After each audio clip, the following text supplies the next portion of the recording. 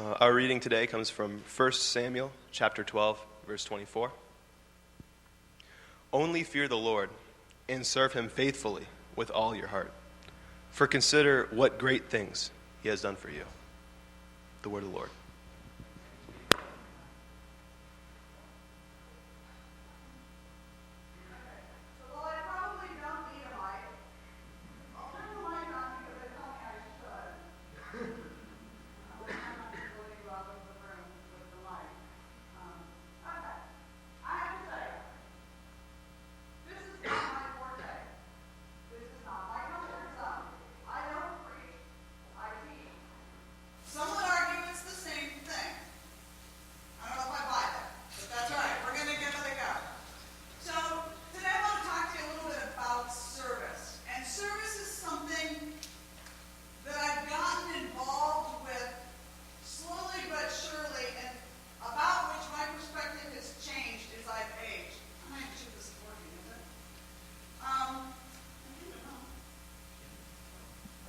Oh, there you go, mute. That'll do it. So to start off with, let's get a basic definition. What is service? The action of helping or doing work for someone else. For example, millions are involved in voluntary service, many of you being some of those millions. Synonyms: favor, kindness, good turn, helping hand, assistance, help. All of these words connote service.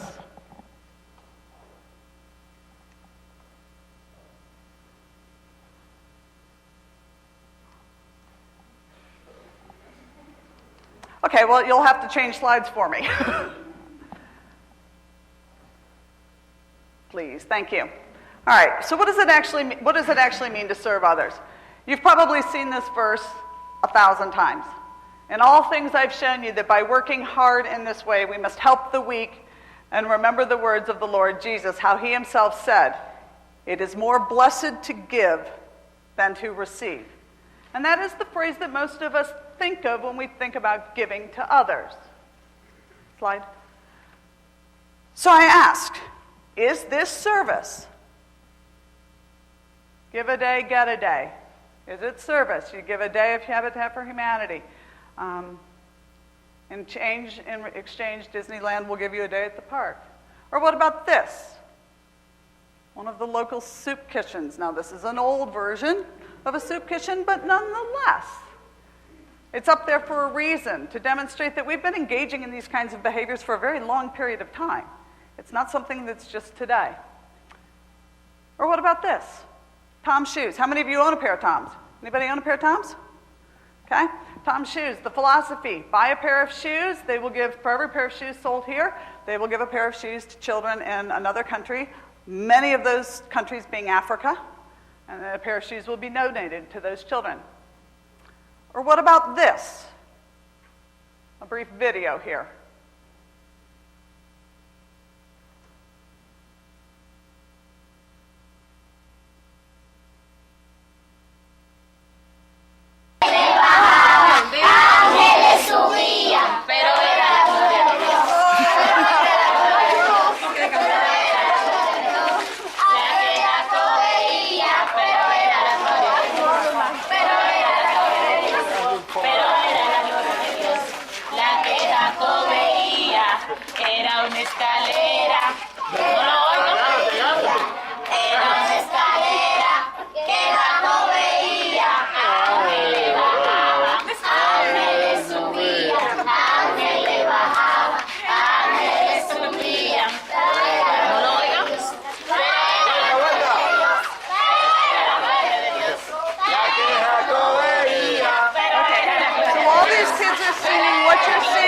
Talking about climbing the stairs to heaven.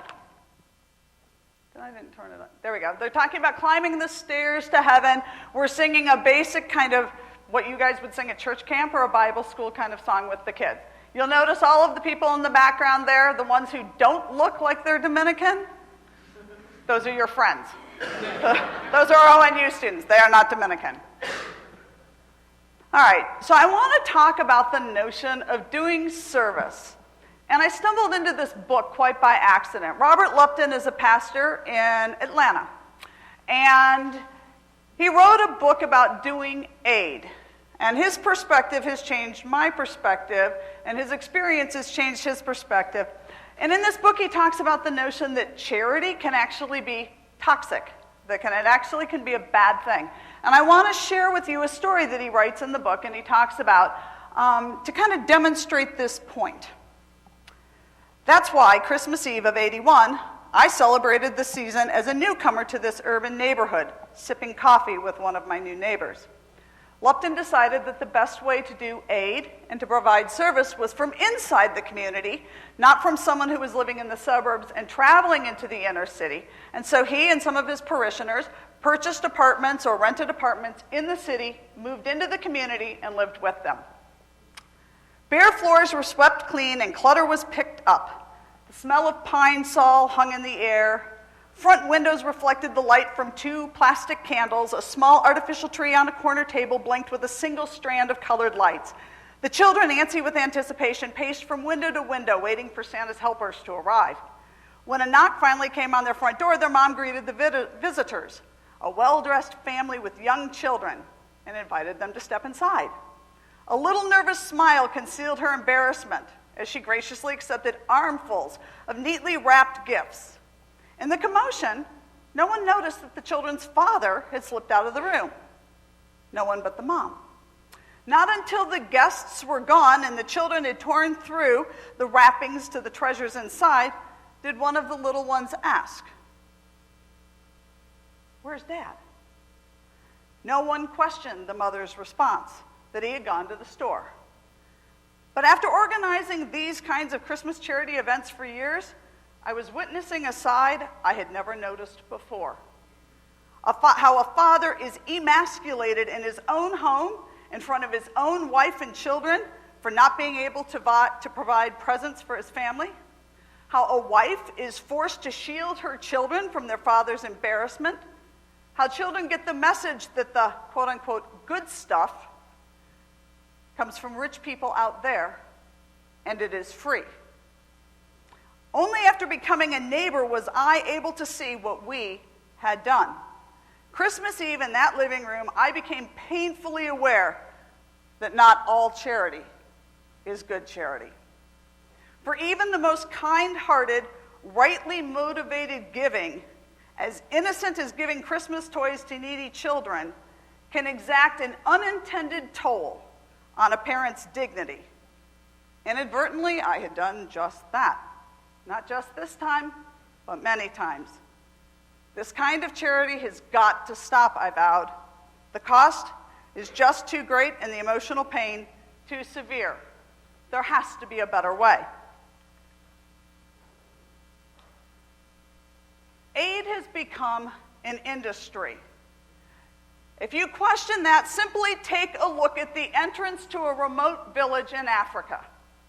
Every organization has a sign telling the world about its efforts and its projects. Every organization up there is busy recruiting people and recruiting funds in order to do what they're doing. It's probably safe to say that those organizations up there are not working with each other, but are working in solitary goals that they determined were important for the village. We even have the Jesus View Lodge, where you can come in as a traveler, theoretically to stay. I guess this is the bed and breakfast for volunteers who come into this community. How many of you have heard of voluntourism? Heard that term? I cannot tell you how many agencies exist out there that sell vacation packages to you all and any other individual who wants to go out and do and help in the world. So much so that it has become a multi-billion-dollar industry, putting these travel trips together for people.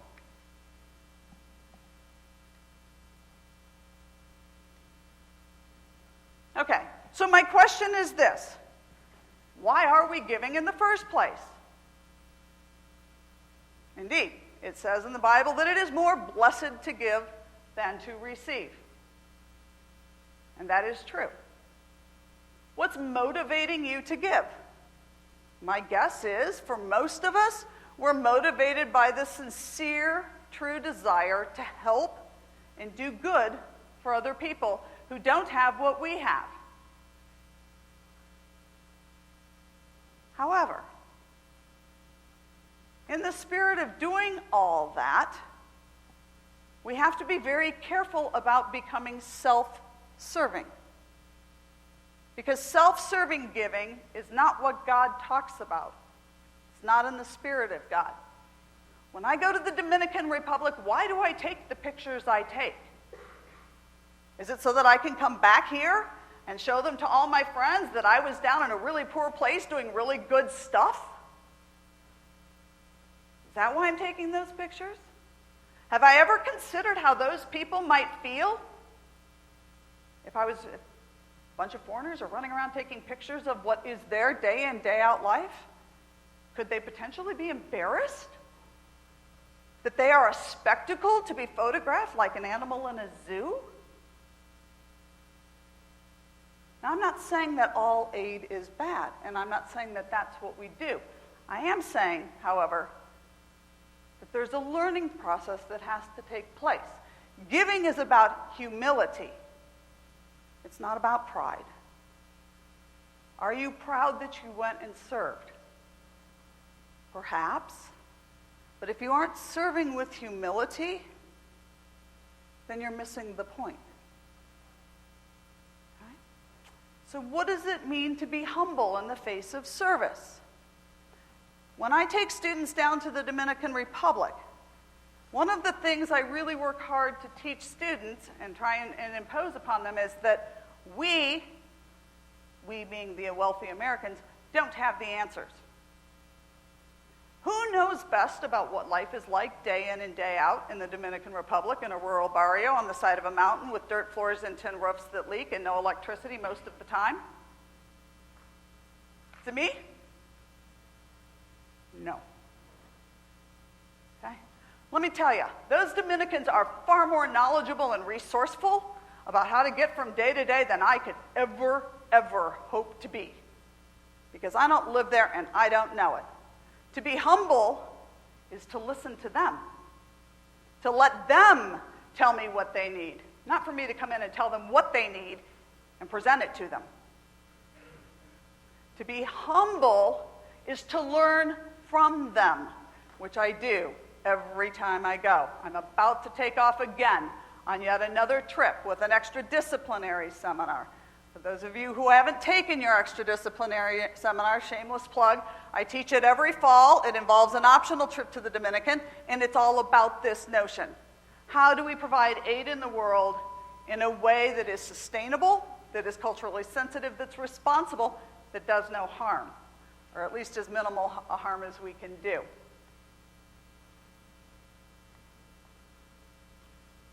All right, we've known all of this for a really long time.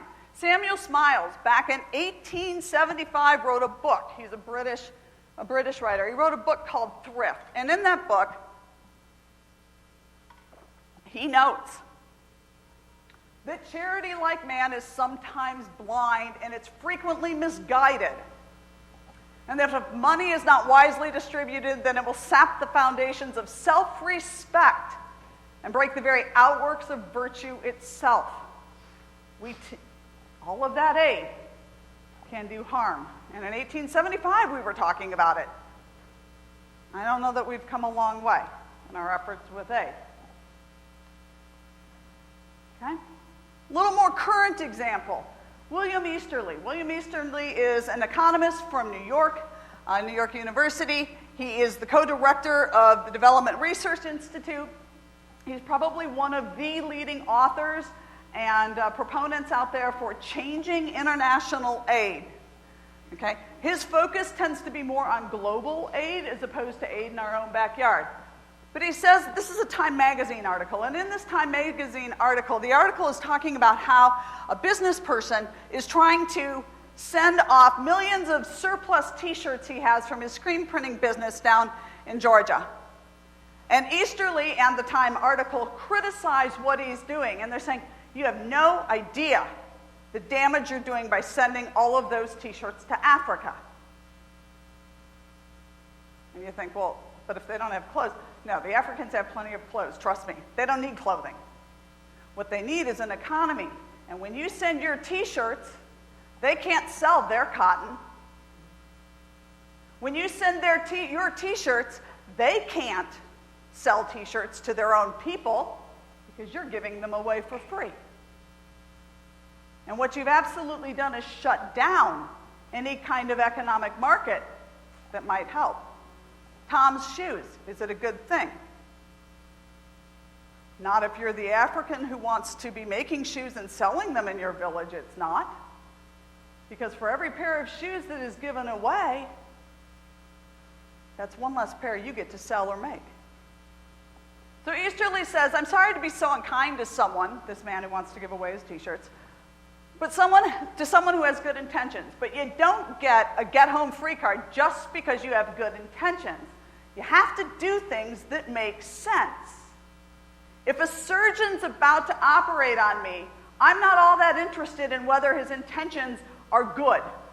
I hope he doesn't have evil intentions, but I'm much more interested in whether or not he knows what he's doing. People seem to have double standards about aid. You don't have to know what you're doing, you just jump out and do. So my question for you is this: is service a good thing or a bad thing? I'm going to argue that it depends. I'm not telling you don't do service.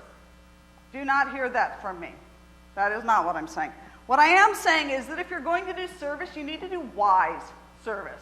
You need to understand what you're doing, why you're doing it, and what the benefits or liabilities might be. What do I know about this organization for which I'm doing service?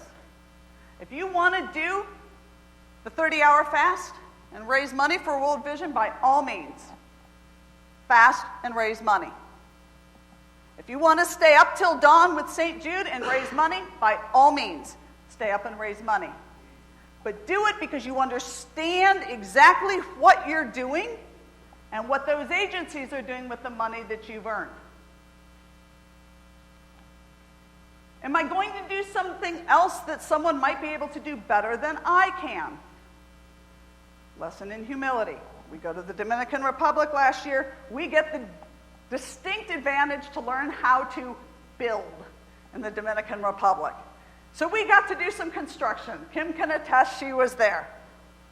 It's a whole lot harder to slap concrete on a trowel and put it on those cinder blocks so that it looks like a nice smooth wall than one might think. Mine kept falling off. Now they make it look really easy. I have to wonder after a day of construction, while it was a phenomenal educational experience and a humbling one at that, I have to wonder if the Dominicans might have enjoyed a paycheck and might have been able to do a lot more quickly than we could have hoped to have done in our short time. Did we do harm? In this particular case, I'm going to argue that we didn't do harm, in that we, as the travelers, actually paid for part of that experience as part of an education, and we had this discussion before we went, and we understood what was going on. I'm not sure a ton of harm was done. I'm also not sure a lot of good was done, except for my American students who got the experience. What do I expect as a result of my service? Am I doing service because I have to put in 30 service hours in order to sign off on my degree? Am I doing service because it's important to me? Am I doing service because I want somebody to say, hey, nice job, good service you did? Why am I doing it? If it's not selfless, I ask you to take a look at your motive. And are you doing service for the right reason? Am I honoring the people I'm serving? They are people. They don't deserve to be photographed as if they're animals. They don't deserve to be talked down to because I have a PhD and they have a second-grade education, if that. They are people. I am no better than they. I am no worse than they. They are people. And am I honoring them as human beings the whole time I'm there? Or am I down there telling them what to do? What happens when somebody tells you what to do? Don't look. Don't look. And what do? you look. Whatever you do, don't touch this piece of paper. And you're just dying to reach out and smack it and say, see, I did it. It's human nature. All right? The Mexican waiter comes with arms full, loaded with hot pads, puts your plate in front of you and says, whatever you do, don't touch it. It's really hot. It just came out. And what do? You grab it and you go, ooh, it's hot. They told you it wasn't. We don't like to be told what to do. What makes us think that these people in other places want to be told what to do? And I'm going to argue they don't. They would much rather work with you as partners than come in and be told what to do. So as you're thinking about aid, you want to think about, is my good service or the service of whatever organization I'm working with undermining other efforts out there? If I'm in a place like the Africa picture I showed you, are there multiple organizations that could potentially be working together? Or is one organization potentially working against another in the process? Okay, so humility. Romans 12:3. Through the grace given to me, I say to everyone among you, not to think more highly of himself than he ought to think, but to think so as to have sound judgment, as God has allotted to each a measure of faith. Humility isn't thinking less of yourself. Okay? It's thinking of yourself less and thinking of others. If you get a chance, I'll give my slides to David so that he can put them up. If you get a chance, that little tweet up there says, when God is doing amazing things through you, be careful. Don't take credits for what God's been doing. What is our mission here? All right. So one of the things that's presented in Lupton's book, the Toxic Charity book, is his oath for compassionate service. And this serves as a nice guideline for all of us as we want to think about the service we do. First of all, don't do for other people, the poor, in Lupton's case, what they have or could have the capacity to do for themselves. If I can teach you how to do it, then I should teach you and let you do it. I shouldn't do it for you. Limit one-way giving to emergency situations. What is one-way giving? Giving money, giving clothes, giving stuff, and asking nothing in return. Because what happens? If I give it to you, and I give it to you, and I give it to you, and I give it to you, and let's take an example that's really close to home. I give you every lecture note you possibly need, every single class, so that you're ready to take an exam. You don't have to read the book. You don't have to do anything but memorize my lecture notes. And what happens? All of a sudden we get to week 7 and I decide to stop doing it. And what happens to you? You fail. You panic because you've become so dependent upon what's been given and given and given and given that you've come to expect it. I've taught you dependency on my note and my goodwill. But you know what? Someday those notes and goodwill may dry up. Same is true with charity. I don't know why these all have ones. Strive to empower the poor through employment, through lending and investing. Don't give away grants. Again, the notion of grants is giving something for nothing. Grants are free money. Help them to do microloans. Help them to invest. Grants are something that can be done after as part of a bigger initiative where maybe they borrow some money and you grant some and there's been a demonstration of making progress. But don't just give away cash. Okay? Subordinate your self-interests to those who are being served. Listen. We as Americans, quite bluntly, suck at this. We don't listen well. We love to talk. I'm as guilty or even more so than most people. But if you don't listen to the people, and if you don't listen to what's not being said, you're going to miss out on some really important information about what they need. Trust me, these folks that you're helping, they know what the right party line is to tell you and what they need. They know how to get stuff. They've learned. But listen to what's not being said, and you might learn something new about what you could do. And above all else, do no harm. because sometimes the best intentions can actually cause the greatest harm. So the bottom line is this.